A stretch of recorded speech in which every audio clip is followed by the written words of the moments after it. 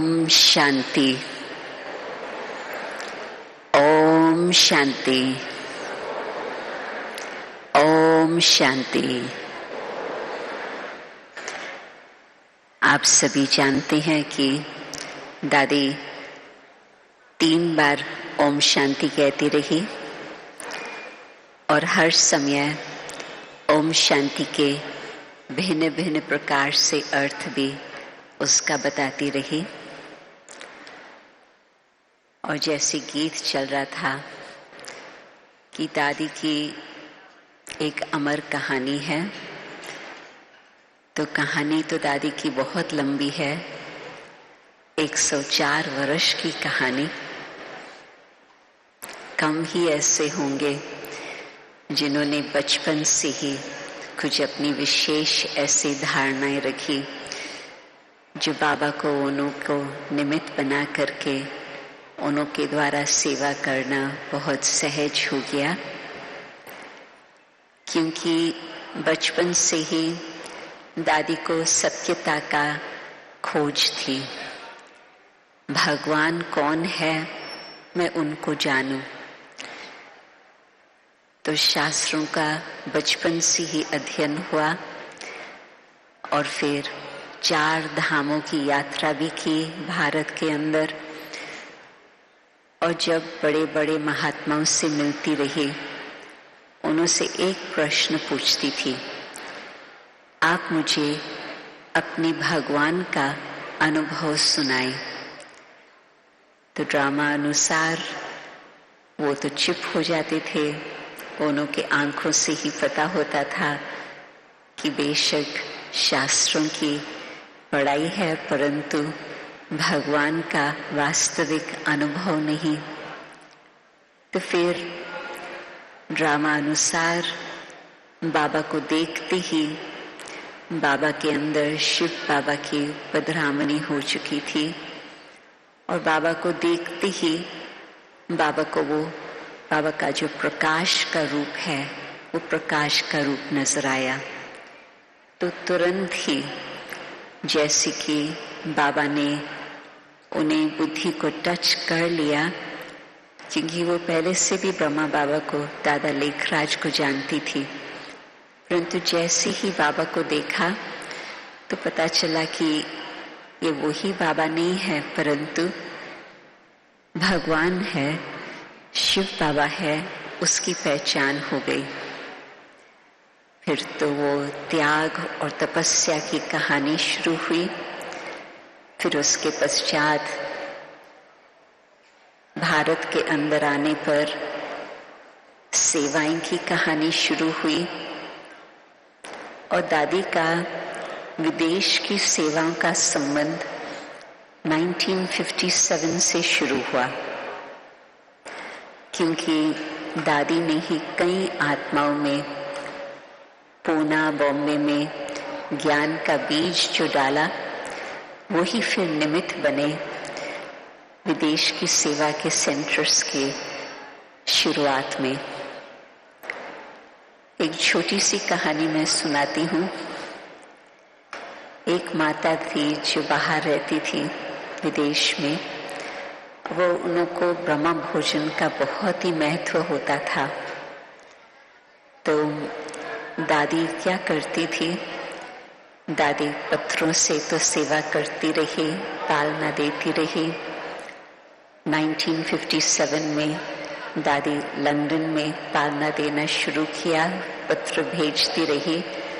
तो बाबा की मुरली आती थी और दादी के पत्र आते थे और बाबा का पत्र भी आता रहा। उस आधार पर आगे लंदन का कार्य बढ़ता गया। और इस माता जिसके लिए मैं बता रही हूँ, वो तरसती थी ब्रह्मा भोजन के लिए। तो दादी क्या करती थी, रोटी बनाकर उसको अच्छी तरह से पकाकर, आजकल में कहेंगे कि खाकरा जैसे होता है, वैसे ही उस समय वो खाकरा शब्द भी नहीं आता था, परंतु रोटी वो अच्छी तरह से पका करके फिर एनवेलप में डाल करके वो उसको पोस्ट में भेजती रही और वो माता भी बहुत अनेक प्रकार की सेवाओं के निमित्त रही। तो दादी को हर आत्मा की चाहना क्या है और हर आत्मा को संतुष्ट और राजी कैसे किया जाता, दादी का वो पाठ चलता रहा। दादी के पास जब मधुबन में आती थी, बाबा जो भी विदेश के पत्र व्यवहार थे वो दादी ईशु दादी जानकी को दे देती थी कि बाबा ने कहा है आप ही उन्हों को उत्तर देना। तो दादी का बाबा तो त्रिकालदर्शी है, बाबा पहले से ही जानते थे कि इतने सारे देशों में सेवा के लिए निमित्त दादी को ही बनना है। तो इस प्रकार की वो सेवाएं चालू ही थी, परंतु भारत की भी बहुत विशेष सेवाएं थी। और बाबा के अव्यक्त होने के बाद जब जगदीश भाई दादी जानकी के पास आए और कहा कि अभी तो बाबा भी अव्यक्त हो गए, अभी कितना समय और लगेगा स्थापना के कार्य में हम नहीं जानते हैं, परंतु विदेश में तो बाबा की सेवाएं नहीं पहुंच पाई है, वहाँ पर अभी तक ब्राह्मणों को संदेश नहीं मिला है वो जागृत हो। तो उस घड़ी दादी ने फिर उनका ऐसे प्रबंध किया, जो डेलीगेशन पहले लंदन में आए और डेलीगेशन के आने से जो बाबा ने 5 पांडव के लिए कहा, तो वो 5 पांडव ने विदेश की यात्रा की और कार्य आरंभ हुआ और सेंटर की स्थापना हुई। और एक बारी अव्यक्त बाबा ने दादी को कहा कि आप हो सेवा का बैकबोन, आप गुप्त रहेंगे परंतु विदेश की सेवा होंगी। और फिर एक बारी और भी बाबा ने कहा कि औरों को चांस देने से ही तुम चांसलर बनी हो। चांसलर मीन्स बिल्कुल जो व्यक्ति हर प्रकार की बातों को संभाले। तो बाबा पहले तो इस तरह से दादी को थमाते रहे, मतलब कि भारत में ही रखा और भारत के अंदर भी मधुबन के दादी रिट्रीट्स के लिए टीचर बन गई। तो मधुबन में ही दादी का रहना होता था, क्योंकि अव्यक्त बाबा ने पहले ही कहा था कि पहले तो आप साकार बाबा से मिलने आते थे, परंतु अभी आप लोगों की यहाँ बठियाँ चलेंगी ग्रुप वाइज। तो 69 से लेकर कुमारियों की बठियाँ, फिर माताओं की बठियाँ, आदात, वो सब कुछ चलता रहा। और उसमें दादी ही मुख्य टीचर, दीदी दादी ने उनको निमित्त रखा। फिर 74 में बिल्कुल हमें एक्सपेक्टेशन नहीं थी, परंतु बाबा का डायरेक्शन आया कि दादी को विदेश जाना है और लंदन में जाकर वहाँ सेवा करनी है। तो दादी तो पहले कहे कि बाबा मैं तो इंग्लिश नहीं जानती हूँ। बाबा ने कहा इंग्लिश की ज़रूरत नहीं है, आपको तो ट्रांसलेटर्स तो मिल जाएंगे। तो दादी ने पूछा कि मुझे विदेश जाकर के क्या करना है। बाबा ने 2 बातें कही। एक तो बाबा ने कहा कि तुम्हें जाकर के वहाँ मधुबन का मॉडल बनाना है। तो वो जैसे कि दादी को दिल में एक बात छप गई कि यही मुझे कार्य करना है। और रियलिटी में दादी ने सचमुच ही एक मॉडल बनाया, परंतु फिर साथ साथ न सिर्फ एक देश में, कितने देशों में मधुबन का मॉडल बिल्कुल दादी निमित्त बनी, अनेक आत्माओं को प्रेरणा देकर के वहाँ पर वो स्थापन करने के लिए। तो वो तो बहुत जल्दी प्रैक्टिकल होता रहा। और दूसरा कार्य जो बाबा ने दादी को दिया वो ये था, बाबा ने कहा कि भारत में तो सबको आदत पड़ी हुई है कथाएं सुनने की, तो वो तो 2-3 घंटा आराम से बैठ करके कथाएं सुनेंगे। परंतु विदेश में उन्हों को ये आदत नहीं है, तो आपको उन्हों को अनुभव कराना होगा। वो अनुभव के प्यासी है, तो आप उन्हों को ऐसी दृष्टि देंगे जिससे उन्हों को अनुभव प्राप्त हो और उसी आधार से ही उन्हों का जीवन परिवर्तन होगा। तो दादी ने तुरंत ही ये भी कार्य शुरू किया। आप सोचो कि भाषा जानने के बगैर और वहाँ का कल्चर आदत जानने के बगैर दादी को यही था कि जैसे बाबा ने हमें पालना दी है और हमारा संबंध बाबा के साथ जोड़ा है, वैसे हर आत्मा का संबंध बाबा के साथ जुड़े। तो दादी हर बात में बाबा बाबा बाबा और एक उंगली ऊपर की तरफ करना दादी का यही रहा। और यदि कोई उससे पूछते थे कि दादी आप बताओ आप कितना घंटे योग करते हो एक दिन के अंदर, दादी का बहुत मीठा उत्तर होता था, ये मेरे से पूछो कि मैं कितना घंटा योग नहीं करती हूँ।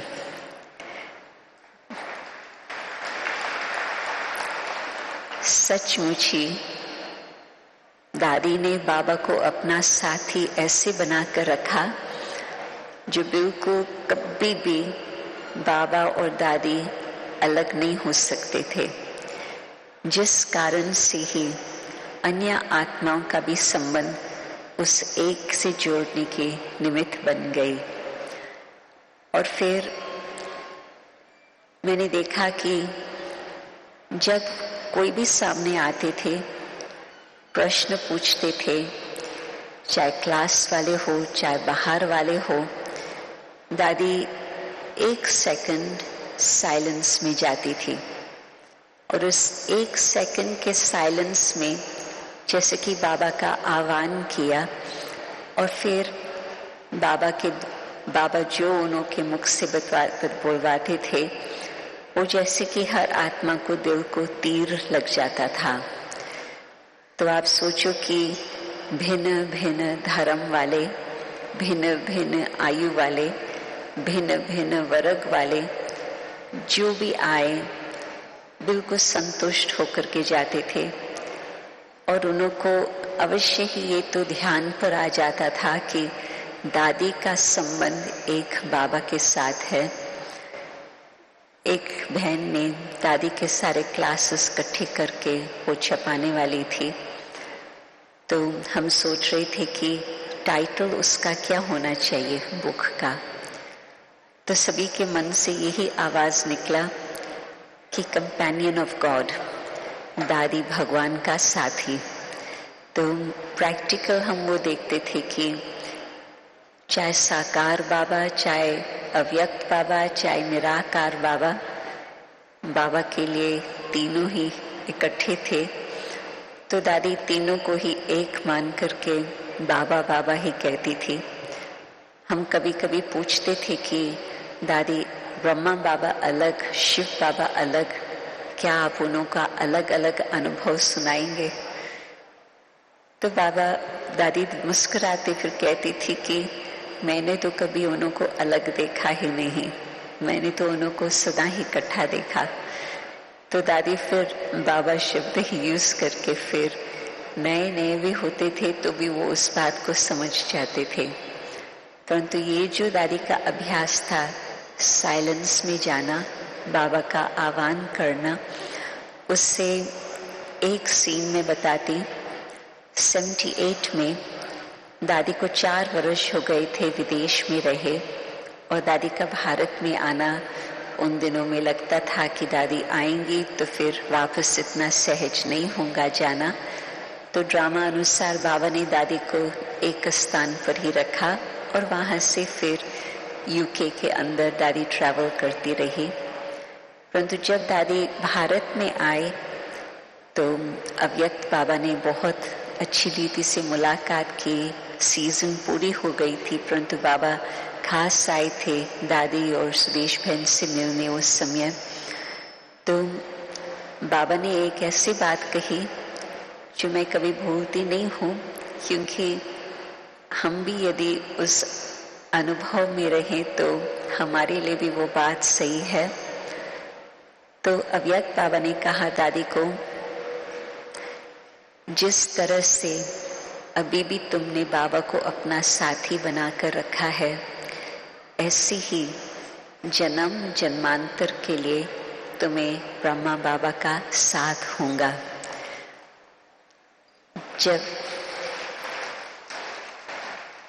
जब बाबा पूज्य बने, तुम भी साथ साथ पूज्य बने, और जब बाबा पुजारी बने, तुम भी साथ साथ पुजारी बने। तो ये जो गारंटी है 84 जन्म के चक्कर में बाबा का साथ, तो मुझे लगता है कि यदि हम भी अभी बाबा को अपना साथी ऐसे बनाकर रखें तो हमें भी विश्वास होगा कि हाँ, हम भी ऐसे हो सकते। परंतु 78 में जब दादी वापस लौटी लंदन में, तो तब तक और भी सेवाएं बढ़ती गई। रक्षाबंधन के दिन जब शाम के समय हम लोग योग में बैठे और दादी, सुदेश बहन, मैं, हम तीनों ही बैठते थे, तो दादी राखी बांधती थी, फिर हम लोग कोई तिलक देता था, कोई फल देता था, कोई टोली देता था, आद इस तरह से था। तो तब तक मैं समझती करीब 80 ब्राह्मण थे। तो जो बाबा का स्थान था वो तो बिल्कुल पैक हो गया, फुल हो गया बाबा भवन। परंतु दादी की दृष्टि में कुछ उस घड़ी कमाल देखी। दादी शाम को 7 बजे योग कराने के लिए बैठी। राखी का कार्यक्रम शुरू हुआ, वो पूरा हुआ सवेरे 4 बजे। मनुष्य है, परंतु मनुष्य होते भी बिल्कुल इतना लगातार योग में बैठे, दृष्टि देवे, एक एक को बिल्कुल आत्मा को जैसे कि संतुष्ट करे। और ऐसे ही लग रहा था कि मधुबन का अव्यक्त बाप दादा के बदरामनी का वातावरण है। तो बाद में उसमें तो हम लोग भी उस लहर में, उस वातावरण में थे। तो 4 बजे दादी सीधा फिर जो भी बैठे थे सबको कहे कि ऊपर चलो, बाबा के कमरे में हम योग करेंगे अभी अमृत वेले का। तो फिर उस घड़ी हम सब योग करने के लिए अमृत वेले के लिए गए। फिर तो बाद में तैयारी हुई क्लास वगैरह की। परंतु हमने दादी से पूछा कि आपका क्या अनुभव रहा। तो दादी कहे कि जब मैं देखती थी कि दादी गुलजार कैसे वतन में जाती है और वो आह्वान करती है और हम सब भी आह्वान करते हैं, बाबा आते हैं, तो मैंने बाबा को कहा मन ही मन में, कोई शब्दों की बात नहीं थी, परंतु कहती है कि मैंने बाबा को कहा कि बाबा मैं तो ट्रांस मैसेंजर नहीं हूँ, मैं तो संदेशी नहीं हूँ, परंतु क्या ऐसे हो सकता है कि मैं आपका आह्वान करूं और आप ऐसी ही आकर के हमारे द्वारा दृष्टि दे। तो कहती है कि सचमुच मेरे दिल में ये भावना थी कि हर एक को बाबा का अनुभव हो। तो ऐसे ही मानो कि योग का वातावरण, तो क्या कोई हम लोग योग लगाते नहीं थे। बाबा जैसे कि सबके बुद्धि को खींच के रखा था और हर एक को योग का अनुभव होता रहा। तो दादी की ये विशेषता की, ये तो बहुत घंटों का मैंने अनुभव बताया, परंतु कई बारी ऐसे ही लगता था दादी शांति में बैठी है, बाबा का आह्वान कर रही है या खुद बाबा के पास चली गई है, और यहाँ का कुछ भी सुध-बुध नहीं रहता था दादी को। और दादी जो कभी भी किसमें ना उम्मीद हो, ऐसे कभी नहीं देखा। दादी का सदा ये कहना होता था कि बाबा ने कभी हमारे में उम्मीद नहीं हारी, तो मैं और किसके के लिए ये नहीं कह सकती कि नहीं ये आगे नहीं चल सकते या इसमें कभी परिवर्तन नहीं होगा। तो मैं कभी भी किसी के प्रति ये नहीं सोचती हूँ कि मैं सदा उम्मीद रखती हूँ कि इस आत्मा का भी परिवर्तन अवश्य ही होगा। तो आप सोचो कि इतनी आत्माओं का कितना दादी ने नाटक देखा होगा, परंतु फिर भी दादी की दृष्टि उनके प्रति वही रही कि बाबा के बच्चे हैं और कैसे इन आत्माओं को भी और आगे उड़ाते रहे। और साथ साथ दादी को एक एक आत्मा के प्रति बहुत भावना रहती थी। उनकी बात सुनना, चाहे कितना भी टाइम लगे। कई बार दादी के कमरे के आगे, चाहे लंदन में चाहे मधुबन में, बहुत लंबी क्यू हो जाती थी। तो हम सोचते थे कि दादी आप इनसे 5 मिनट मिलो, परंतु जिन्हों को अनुभव है उन्हों को मालूम है कि दादी कभी घड़ी को नहीं देखती थी। 5 मिनट का हिसाब नहीं होता था। दादी तो उन्हों को जितना टाइम उस आत्मा की आवश्यकता है उस अनुसार दादी को टाइम उन्हों को देख करके, उनकी बात सुनकर समझकर फिर उनको आगे अपने जीवन के लिए भविष्य की राय बताने जो हो, तो दादी ऐसे करती थी। दादी कहती थी कि जब किसी आत्मा के जीवन का सवाल है तो आप मुझे ये नहीं कह सकते दादी अभी जल्दी करो, अभी फिनिश करो। मैं ऐसे नहीं करेंगी। मैं यही देखेंगी कि जो आत्मा की ज़रूरत है मैं उस अनुसार उस आत्मा की सेवा करूं। और फिर साथ साथ कभी कभी दादी कहती थी कि आज मैंने इस आत्मा की सर्जरी की है, तो अभी आप लोग इस आत्मा को बहुत अच्छी तरह से प्यार देना, क्योंकि सर्जरी के बाद आपको मालूम है कि बहुत कुछ संभाल करनी होती है। कोई प्रकार की भी सर्जरी हो, सर्जन तो अपना 1 घंटा 2 घंटे में काम करेगा, परंतु बाद में जो संभालने वाले हैं उन्हों को कितना समय देना होता है। तो इसी तरह से दादी भी खुद भी हर एक की बात में पालना भी करती रहती थी, परंतु साथ साथ हम लोगों को भी इशारा देती थी कि आप भी इस तरह से पालना करो।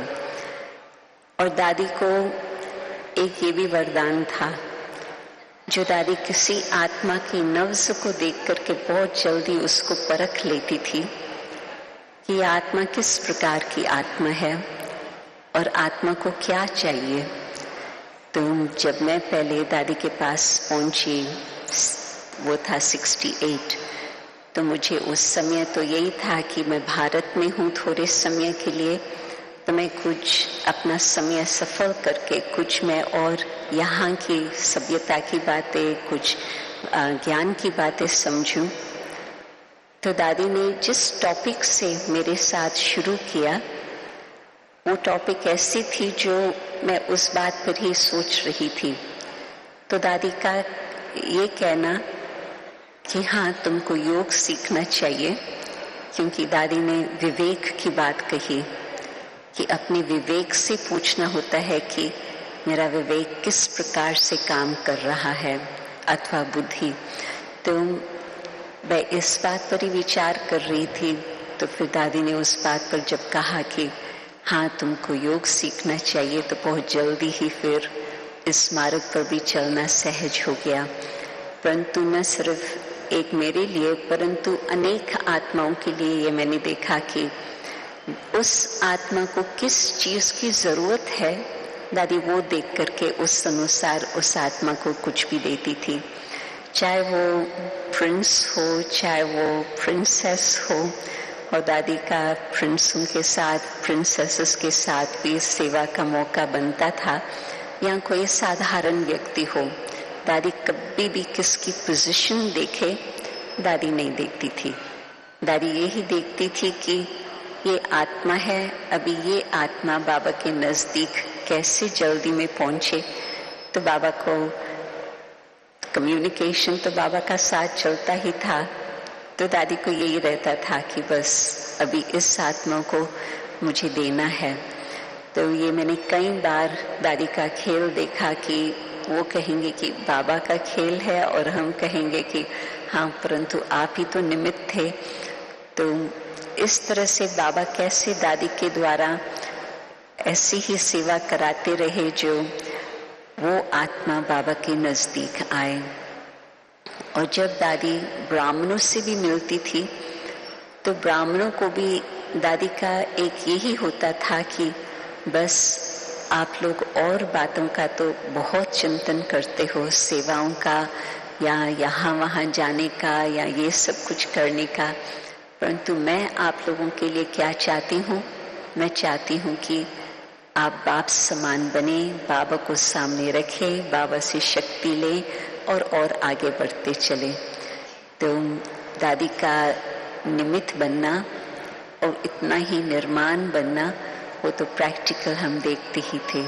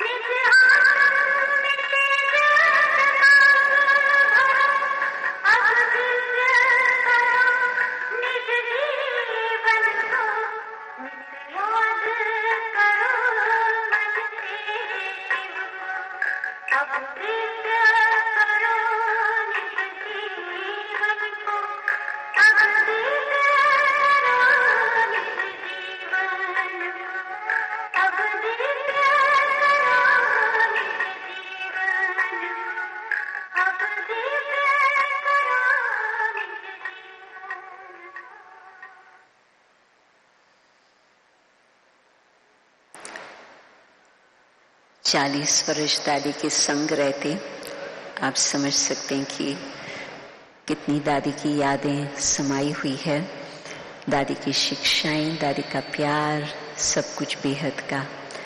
परंतु मुझे मालूम है कि अभी और भी आगे कार्य चलने वाला है। तो मैं सिर्फ लास्ट में ये कहती कि जो आज बाबा ने कहा कि वाई, क्यों, व्हाट, क्या, वांट, इच्छा, चाहिए, ये तीनों ही शब्द मैंने कभी दादी के मुख से नहीं सुना और न दादी का कभी कोई संकल्प था। ये चाहिए ये तो दादी ने कभी भी अपने मुख से नहीं कहा। प्रकृति दासी यहाँ पर ही हम देखते थे संगम युग में कैसे होती जा रही है। तो प्रैक्टिकल दादी बाबा की बातें और दादी का जीवन बिल्कुल एक दर्पण के समान होता रहा। ओम शांति।